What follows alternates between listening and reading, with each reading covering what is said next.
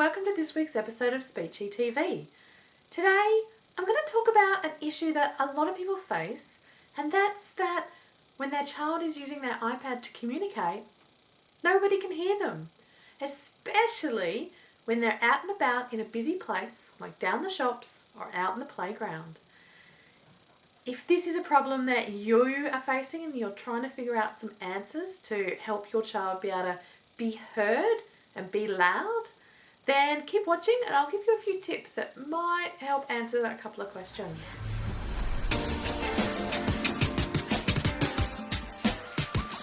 So today I'm talking about using how to make your iPad as loud as possible so your child's voice can be heard no matter where they are, whether they're out in the playground, whether you're down at the shops, which are incredibly noisy environments with heaps of background noise that can be really hard to hear and be heard over.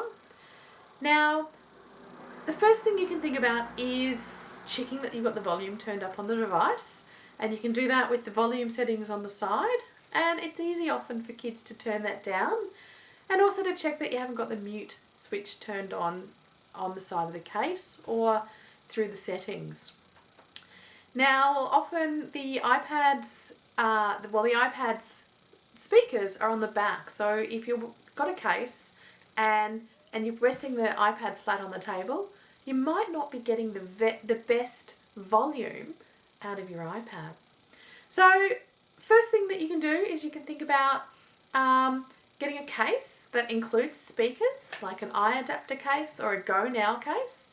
The iAdapter adds a bit of bulk, so if your child is mobile and carrying it around, it may not be the best solution for them. But it includes speakers that have their own batteries, so they're quite loud, but they do need to be charging separately to the device as well.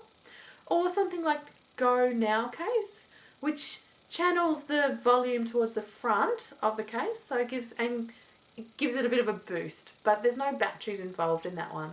So there are two different case options. Now, the other thing that you can do is, now this depends on your child, is to add an external speaker. Now, this is great if your child is using the iPad at a table or on a wheelchair tray, that you can add an external Bluetooth speaker to the device to add a bit of extra oomph to the volume so that they can be heard. Now, I have a question for you. Is this a challenge that you've found? Being able to have your child be heard using their iPad for communication? What solutions have you found to help your child be heard?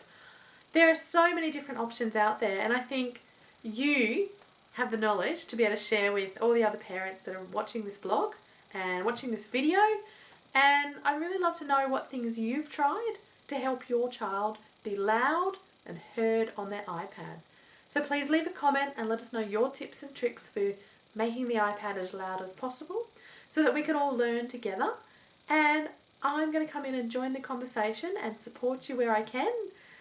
Now, if you know of somebody who is struggling with this issue of having their child be loud and heard on their iPad, please share this video with them so that they can get the benefit of all our collective knowledge and figure out the best way to help their child be heard with their iPad. Looking forward to hearing from you.